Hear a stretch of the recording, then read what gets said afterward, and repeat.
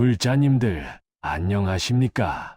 오늘 아침에 뉴스를 보시면서 어떤 생각이 드셨습니까? 정직하게 살아온 사람이 어려움을 겪고 남을 속이고 이용한 사람이 떵떵거리며 사는 모습을 보시면서 말입니다. 왜 세상은 이렇게 불공평할까요? 왜 착한 사람이 고생하고 악한 사람이 잘 살아가는 것일까요? 이런 의문을 품으시는 것은 당연합니다. 우리 모두가 한 번쯤은 느껴봤을 감정이지 않습니까? 열심히 일해도 인정받지 못하고 성실하게 살아도 뒤처지는 것 같을 때 말입니다. 남들은 편법을 써서라도 앞서 나가는데 나만 바보처럼 원칙을 지키며 살고 있는 것은 아닐까 하는 생각이 드실 때가 있으실 겁니다. 특히 요즘 같은 시대에는 더욱 그렇습니다. SNS를 통해 남들의 화려한 삶을 보면서 내 인생이 초라해 보일 때가 있지 않습니까? 부동산으로 대박을 낸 사람들의 이야기를 들으면서 왜 나는 그런 기회를 놓쳤을까 하며 후회하실 때도 있으실 것입니다. 직장에서 아부와 정치로 승진하는 사람들을 보면서 실력과 성실함만으로는 부족하다고 느끼실 때도 있으실 겁니다. 그런 마음으로 사찰을 찾아오시는 불자님들을 많이 만났습니다. 스님, 왜 세상은 이렇게 불공평합니까? 부처님이 계시다면 왜 이런 일들이 벌어지는 것입니까? 이런 질문을 하시면서 눈물을 글썽이시는 분들을 보면 저 또한 마음이 아팠습니다. 하지만 오늘은 그런 불자님들께 희망의 메시지를 전해드리고 싶습니다. 부처님께서는 이미 2500년 전에 이 문제에 대한 명확한 답을 주셨기 때문입니다. 불공평해 보이는 이 세상에 숨어있는 진리와 우리가 어떻게 마음의 평화를 찾을 수 있는지에 대해 말씀해 주셨습니다. 오늘 저와 함께 4가지 부처님의 가르침을 통해 이 의문을 풀어보시겠습니까? 첫째로는 업의 법칙이 어떻게 진정한 공평함을 만들어내는지에 대해 알아보겠습니다. 둘째로는 고통의 의미와 그것이 우리에게 주는 선물에 대해 살펴보겠습니다. 셋째로는 비교하는 마음이 어떻게 우리를 괴롭히는지, 그리고 어떻게 벗어날 수 있는지 배워보겠습니다. 마지막으로는 진정한 행복이 무엇인지, 그것을 어떻게 찾을 수 있는지에 대해 함께 생각해 보겠습니다. 이 4가지 가르침을 통해 불자님들의 마음에 평화가 찾아오고 세상을 바라보는 새로운 눈이 열리기를 간절히 바랍니다. 그럼 지금부터 첫 번째 가르침부터 차근차근 들여다보시겠습니까? 첫 번째로 업의 법칙을 통해 본 진정한 공평함에 대해 말씀드리겠습니다. 불자님들께서 세상이 불공평하다고 느끼시는 이유는 무엇일까요? 그것은 우리가 현재의 모습만을 보고 판단하기 때문입니다. 마치 영화의 한 장면만 보고 전체 스토리를 판단하는 것과 같습니다. 하지만 부처님께서는 우리에게 더 큰 그림을 보라고 하셨습니다. 법구경에 이런 말씀이 있습니다. 자신이 지은 업을 따라 중생들이 윤회한다. 선업을 지은 자는 선한 곳으로 가고 악업을 지은 자는 악한 곳으로 간다. 이것이 바로 업의 법칙입니다. 업이란 무엇입니까? 우리가 몸과 말과 마음으로 행하는 모든 행위를 말합니다. 선한 생각, 선한 말, 선한 행동은 선업을 만들고 악한 생각, 악한 말, 악한 행동은 악업을 만듭니다. 그리고 이 업은 반드시 결과를 가져옵니다. 지금 당장은 보이지 않을 수도 있습니다. 악한 일을 하는 사람이 당장은 잘 살아가는 것처럼 보일 수도 있습니다. 하지만 업의 열매는 때가 되면 반드시 익습니다. 마치 씨앗이 땅에 떨어져 시간이 지난 후에 싹을 트이는 것처럼 말입니다. 제가 아는 한 분의 이야기를 들려드리겠습니다. 이분은 젊은 시절 사업을 하면서 많은 사람들을 속였습니다. 계약서를 조작하고 약속을 어기고 남의 돈을 가로채면서도 당당했습니다. 그 돈으로 큰 집을 사고 좋은 차를 타고 사람들에게 자랑하며 살았습니다. 당시에는 많은 사람들이 부러워했습니다. 저 사람은 참 운이 좋다라고 말하는 사람들도 있었습니다. 하지만 세월이 흘러 그분이 60대가 되었을 때 업의 과보가 나타나기 시작했습니다. 자식들이 모두 집을 떠났고 아내마저 이혼을 요구했습니다. 사업은 망했고 건강도 크게 악화되었습니다. 무엇보다도 마음의 평화가 없었습니다. 밤마다 과거에 자신이 속였던 사람들의 얼굴이 떠올라 잠을 이루지 못했습니다. 그제서야 그분은 깨달았습니다. 자신이 지은 악업의 결과를 지금 받고 있다는 것을 말입니다. 그리고 뒤늦게 사찰을 찾아와서 참회하고 공덕을 쌓기 시작했습니다. 반대로 평생을 선하게 살아온 분들의 이야기도 있습니다. 겉으로 보기에는 평범하고 때로는 고생스러운 삶을 사는 것 같았지만 말년에 이르러서는 자식들의 효도를 받고 주변 사람들의 존경을 받으며 평안한 임종을 맞이하는 분들을 많이 봤습니다. 이것이 바로 업의 법칙입니다. 종자필응보, 씨를 뿌린 대로 거두는 것입니다. 당장 눈에 보이지 않는다고 해서 공평하지 않은 것이 아닙니다. 우리가 보는 시간의 폭이 너무 좁을 뿐입니다. 그렇다면 우리는 어떻게 해야 할까요? 남이 악업을 짓고도 잘 사는 것을 보며 부러워할 필요가 없습니다. 그들은 지금 과거의 선업의 결과를 받고 있는 것이고 현재 짓고 있는 악업의 결과는 나중에 받게 될 것입니다. 대신 우리는 매 순간 선업을 쌓는 데 집중해야 합니다. 부모님께 효도하고 이웃에게 친절하고 어려운 사람을 돕는 일들을 통해 선업을 쌓아야 합니다. 그 결과는 반드시 우리에게 돌아옵니다. 때로는 이번 생에서, 때로는 다음 생에서 말입니다. 아침에 일어나서 하루를 시작할 때 이렇게 발언해 보십시오. 오늘 하루도 선업만을 짓겠습니다. 몸으로는 선한 일을, 입으로는 선한 말을, 마음으로는 선한 생각을 하겠습니다. 그리고 잠자리에 들기 전에는 하루를 돌아보며 회양하십시오. 오늘 제가 지은 모든 선업이 중생들의 행복을 위해 쓰이기를 바랍니다. 이렇게 살아가신다면 업의 법칙이 불자님들에게 가장 공평한 판관이 되어줄 것입니다. 두 번째로, 고통의 의미와 그것이 우리에게 주는 선물에 대해 말씀드리겠습니다. 많은 불자님들이 이런 질문을 하십니다. 왜 착한 사람이 고생을 할까요? 왜 부처님께서는 고통을 허락하시는 것일까요? 이 질문의 밑바탕에는 고통은 나쁜 것이고 행복만이 좋은 것이라는 생각이 깔려 있습니다. 하지만 부처님께서는 사성제를 통해 우리에게 고통의 진정한 의미를 가르쳐 주셨습니다. 고진멸도, 즉 고통이 있고, 고통의 원인이 있고, 고통의 소멸이 있고, 고통을 소멸시키는 방법이 있다는 것입니다. 여기서 중요한 것은 부처님께서 고통을 부정하지 않으셨다는 점입니다.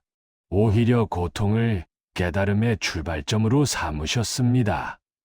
왜 그럴까요? 고통은 우리에게 진리를 깨우쳐주는 스승이기 때문입니다. 고통이 없었다면 시타르타 왕자도 궁궐을 떠나지 않았을 것입니다. 늙음과 병든과 죽음을 보지 않았다면 깨달음을 구하지도 않았을 것입니다. 금강경에 이런 말씀이 있습니다. 만약 어떤 사람이 이 경을 받아 지니다가 남에게 경멸당하고 업신여김을 당한다면 이 사람은 전생의 죄업으로 인해 나쁜 곳에 떨어질 바이었는데 지금 남에게 업신여김을 당함으로써 전생의 죄업이 소멸되고 무상정등정각을 얻을 것이다. 이 말씀이 무슨 뜻입니까? 현재 겪는 고통이 과거의 업장을 소멸시키는 역할을 한다는 뜻입니다. 고통을 통해 우리는 더 큰 고통에서 벗어날 수 있고 더 깊은 깨달음에 이를 수 있습니다. 제가 만난 한 보살님의 이야기를 들려드리겠습니다. 이분은 젊은 시절에 모든 것을 가지고 계셨습니다. 부유한 가정에서 태어나 좋은 교육을 받고 성공한 남편을 만나 행복한 가정을 꾸렸습니다.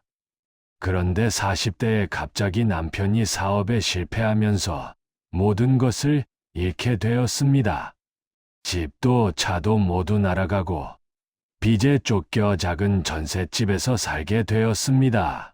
자식들 학비를 벌기 위해 새벽부터 밤늦게까지 일해야 했습니다. 그때 이분은 세상을 원망했습니다. 왜 하나님도 부처님도 나에게만 이렇게 시련을 주시는가라고 말입니다. 하지만 그 고난의 시간을 통해 이분은 진정한 것들을 발견하게 되었습니다. 돈이 없어도 가족이 함께하는 것의 소중함을 알게 되었고 건강한 몸으로 일할 수 있는 것에 감사하게 되었습니다. 무엇보다도 어려운 사람들의 마음을 이해하게 되었습니다. 부자였을 때는 가난한 사람들을 이해하지 못했는데 직접 가난을 경험하고 나니 그들의 아픔이 보였습니다. 그래서 경제적으로 여유가 생긴 후에는 어려운 이웃들을 돕는 일에 앞장서게 되었습니다. 지금은 그 시련이 있었기 때문에 지금의 내가 될 수 있었다고 말씀하십니다. 이것이 바로 고통이 주는 선물입니다. 고통은 우리를 더 깊은 곳으로 이끌어줍니다. 표면적인 행복에 만족하지 않고 진정한 행복이 무엇인지 찾게 만듭니다. 자아에 집착하던 마음을 내려놓고 타인의 고통에 공감할 수 있게 만듭니다. 조주선사의 어록에 이런 말이 있습니다. 제자가 물었습니다.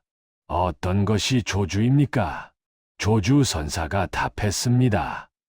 동문, 서문, 남문, 북문. 제자가 다시 물었습니다. 저는 그런 것을 묻는 게 아닙니다. 조주선사가 말했습니다.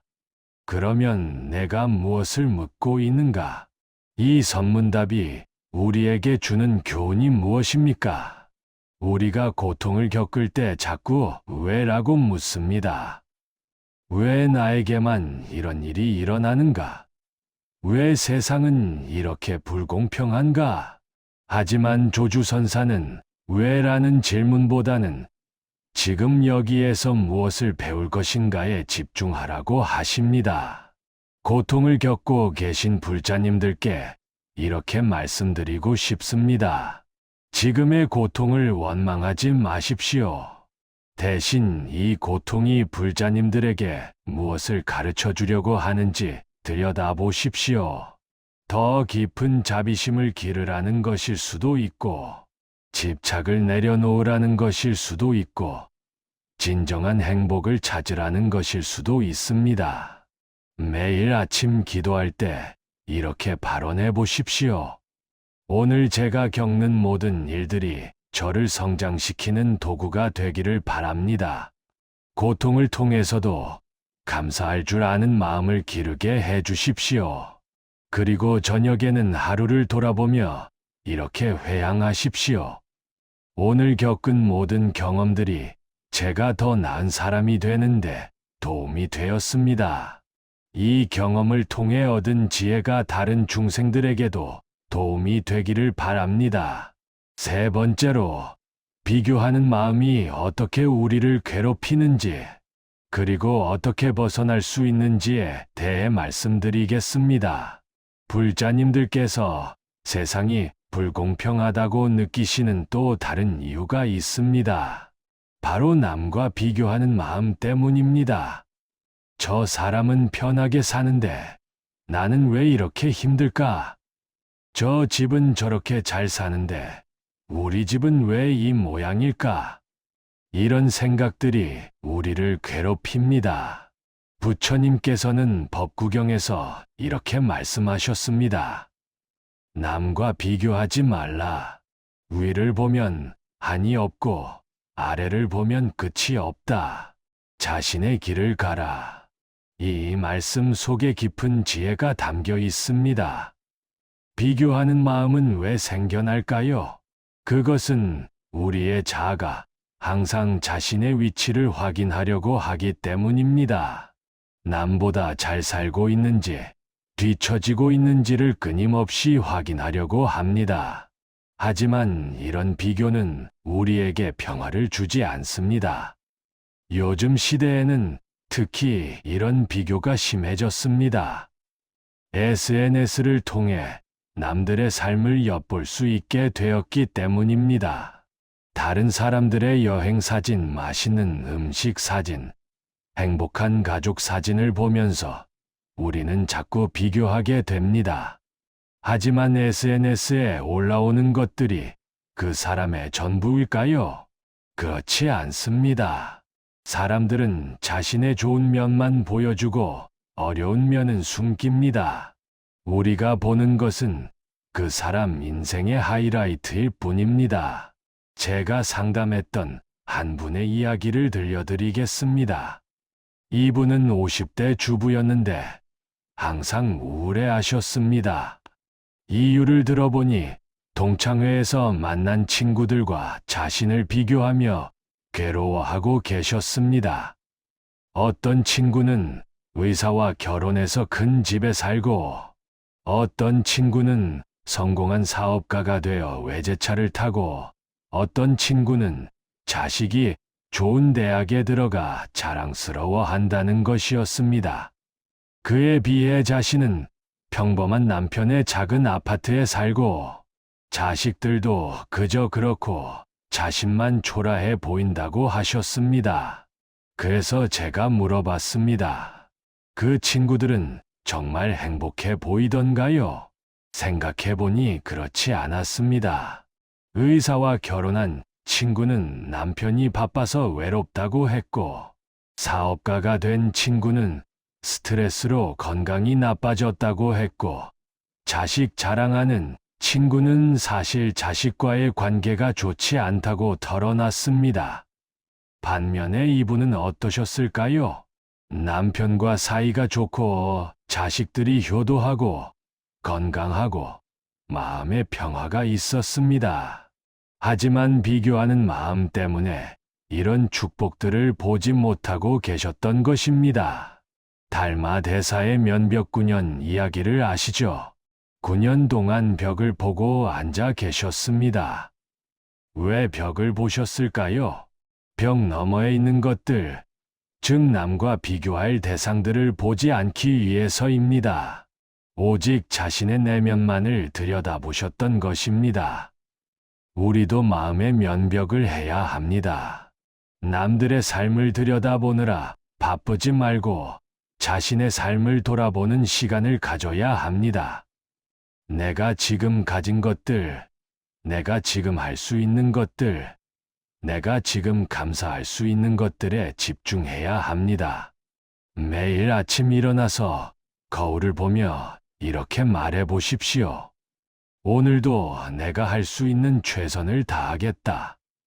남과 비교하지 않고 나만의 속도로, 나만의 방식으로 살아가겠다. 그리고 잠자리에 들기 전에는 오늘 하루 감사할 일들을 3가지씩 찾아보십시오.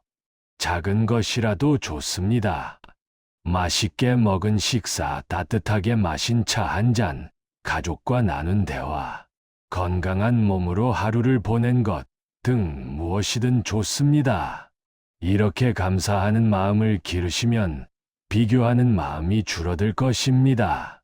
내가 이미 충분히 복된 삶을 살고 있다는 것을 깨닫게 될 것입니다. 네 번째로, 진정한 행복이 무엇인지, 그것을 어떻게 찾을 수 있는지에 대해 말씀드리겠습니다. 많은 분들이 행복을 잘못 이해하고 계십니다. 돈을 많이 벌면 행복할 것이라고, 좋은 집에 살면 행복할 것이라고, 자식이 성공하면 행복할 것이라고 생각합니다. 하지만 정말 그럴까요? 부처님께서는 열반경에서 이렇게 말씀하셨습니다. 모든 행은 무상하다. 부지런히 정진하라.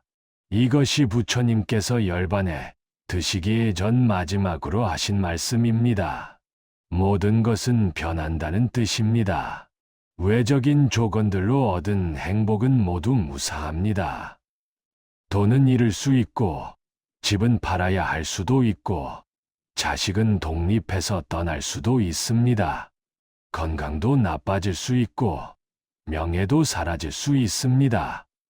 이런 것들에 의존한 행복은 언제든지 사라질 수 있는 것입니다. 그렇다면 진정한 행복은 무엇일까요? 그것은 마음의 평화입니다. 어떤 상황에서도 흔들리지 않는 내면의 고요함입니다. 외부 조건에 의존하지 않는 만족감입니다. 원효 대사의 일화를 아시죠? 의상 대사와 함께 당나라로 유학을 떠나던 중에 밤이 되어 동굴에서 쉬게 되었습니다. 목이 말라 물을 찾다가 우연히 발견한 물을 마시고 이렇게 달고 시원한 물이 있구나라고 감탄했습니다. 그런데 아침에 일어나 보니 그곳은 동굴이 아니라 무덤이었고 마신 물은 해골에 고인 빗물이었습니다. 그 순간 원효 대사는 깨달았습니다. 마음이 일어나면 가지가지 법이 생기고 마음이 없어지면 무덤과 집이 다르지 않구나. 이것이 바로 진정한 행복의 비밀입니다.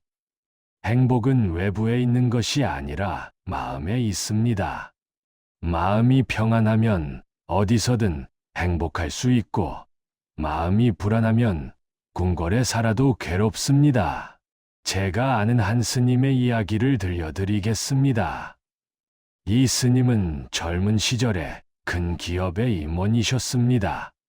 높은 연봉을 받고 좋은 차를 타고 사회적으로도 인정받는 위치에 계셨습니다. 그런데 항상 마음이 불안했다고 합니다.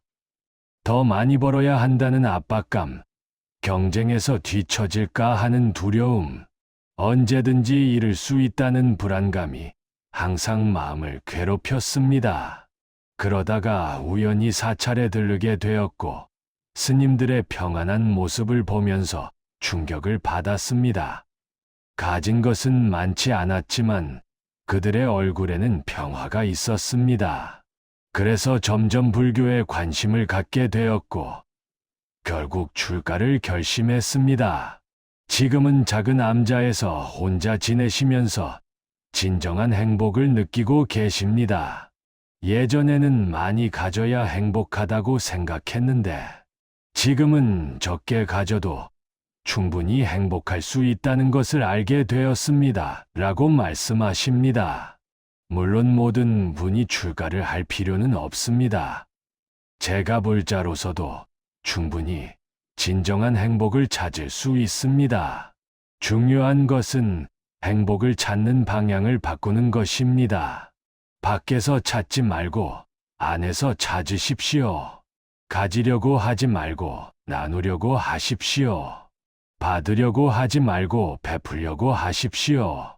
매일 명상하는 시간을 가지십시오. 하루에 10분이라도 좋습니다. 조용한 곳에 앉아서 호흡에 집중하며 마음을 고요히 하십시오. 생각들이 일어나면 그냥 흘려보내고 다시 호흡에 집중하십시오. 그리고 자비심을 기르는 연습을 하십시오.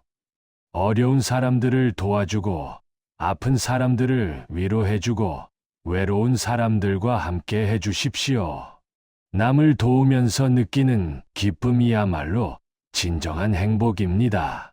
또한 감사하는 마음을 기르십시오.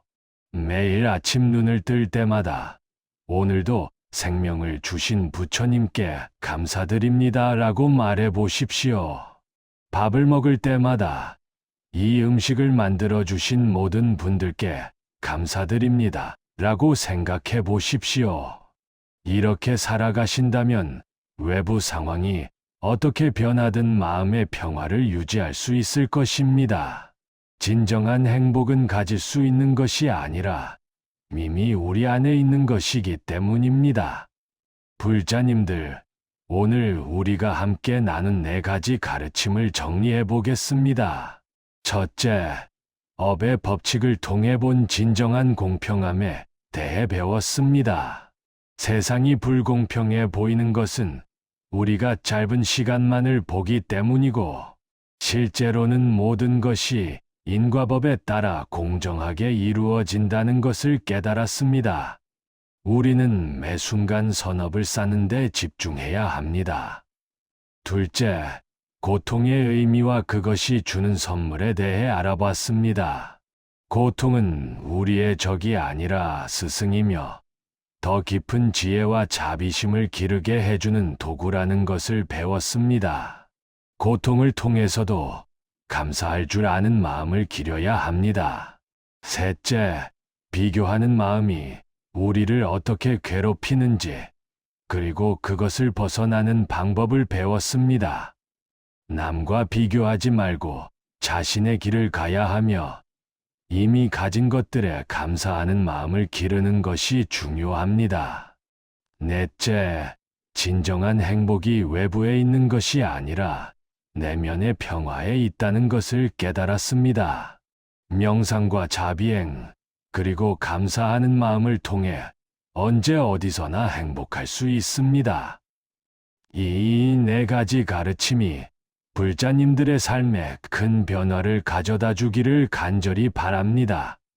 세상이 불공평하다는 생각에서 벗어나 마음의 평화를 찾으시기 바랍니다.